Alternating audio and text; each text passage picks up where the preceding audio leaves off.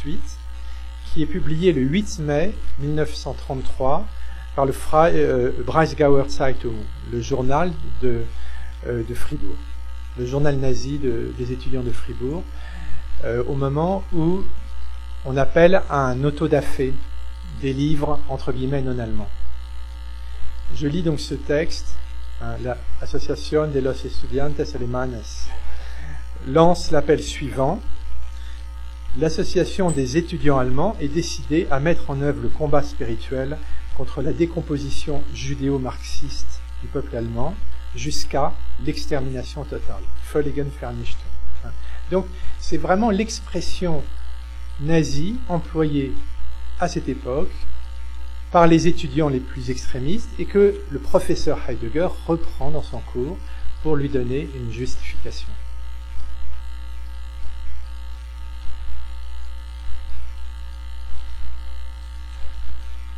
Donc, face à ce premier point, je conclurai le premier point en disant que la question du rapport entre Heidegger et le nazisme recoupe en fait deux questions. Il y a d'abord la question proprement historique du comportement de Heidegger sous la domination nazie.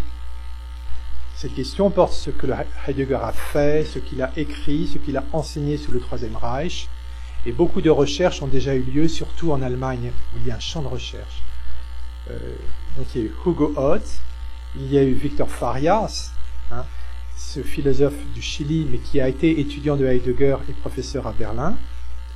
Il y a eu Bernd Martin, et aussi, plus récemment, Claudia Schorst. Alors, Claudia Schorst, c'est moins connu, j'en parle un peu. C'est une historienne qui a découvert tout le dossier au moment où Heidegger a été nommé, c'était pas une élection, a été nommé par le ministère, professeur à Munich, à l'automne 1933. Il y a eu une protestation de ses collègues, pourtant presque tous nazis, disant que Heidegger était, en allemand, politisch zu extrême, trop extrême politiquement, et qu'avec sa langue extatique, avec de telles phrases, les étudiants ne pouvaient apprendre aucune philosophie. Donc il y a une réaction de critique des professeurs de Munich, et finalement Heidegger n'a pas accepté la nomination, il est resté à Fribourg. Donc tout ça est important et la recherche continue. Mais je pense qu'il y a une autre question complémentaire et qui touche plus directement la philosophie. Il s'agit de sonder jusqu'où est allée l'introduction par Heidegger de ses positions radicalement nazies dans son œuvre.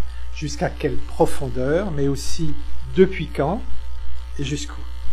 Depuis quand, sur ce point, je pense que la recherche de Julio Quesada, qui remonte jusqu'à l'année 1922, qui repart du Nator-Bericht, et qui montre que en 22, Heidegger emploie le mot destruction dans un sens déjà extrêmement fort. Et cette destruction, effectivement, je suis d'accord avec toi, ce n'est pas la déconstruction de Derrida, qui est un travail de critique littéraire.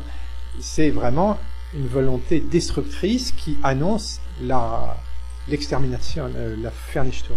C'est quelque chose de très fort, déjà en 22.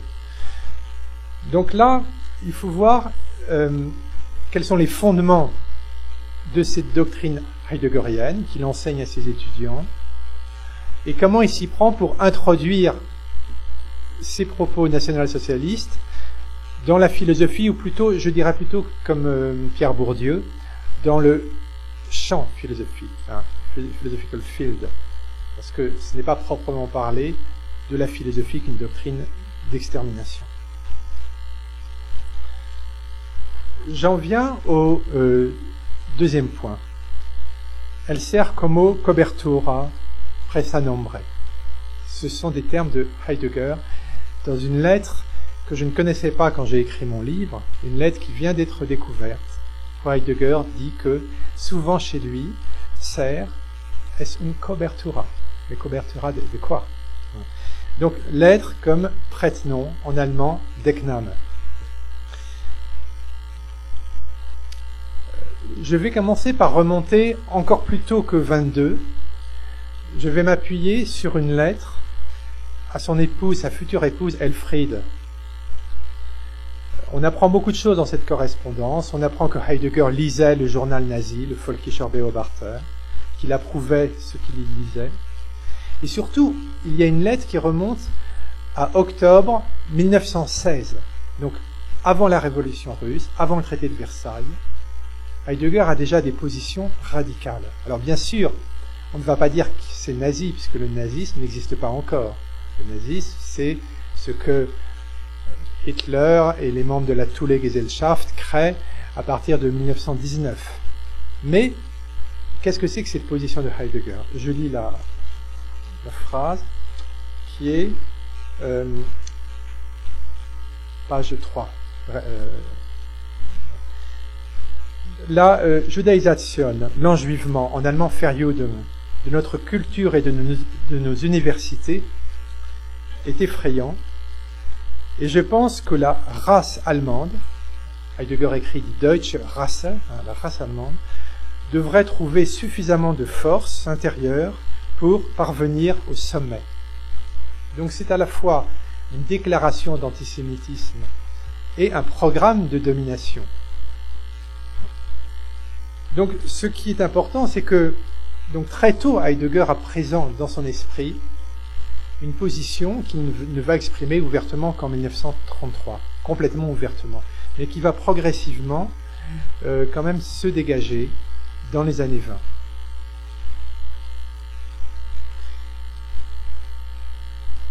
Et j'ai été frappé aussi par un texte qui a été publié au moment où Heidegger est devenu recteur de Fribourg, un texte paru le 3 mai 1933 dans le journal nazi de Fribourg, Der Allemagne, un long texte où il est écrit que depuis des années, Heidegger, a soutenu de la manière la plus efficace le parti d'Adolf Hitler dans sa dure lutte pour l'être. C'est la Lucha per al Ser, la lutte pour l'être et la puissance. Il a toujours été prêt au sacrifice, Opfer, pour la sainte cause de l'Allemagne, et jamais un national-socialiste n'a frappé en vain à sa porte. Nous pouvons donc remarquer dans la phrase citée la Lucha per al Ser, la lutte pour l'être, et nous retrouvons plus d'une fois chez Heidegger le mot être dans les parages de l'hitlérisme.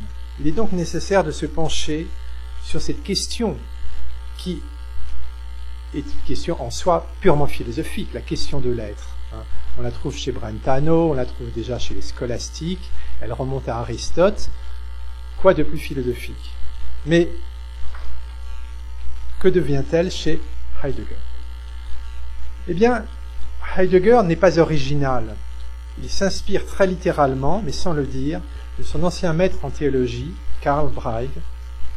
Et je prendrai un exemple très précis, juste un exemple. Lorsqu'au début de Sein und Zeit, Heidegger affirme, je cite, que l'être n'est dérivable par la définition de concepts supérieurs ni représentable à partir de concepts inférieurs, il recopie, presque mot pour mot, ce que Braig écrivait déjà 30 ans plus tôt dans Vom Sein.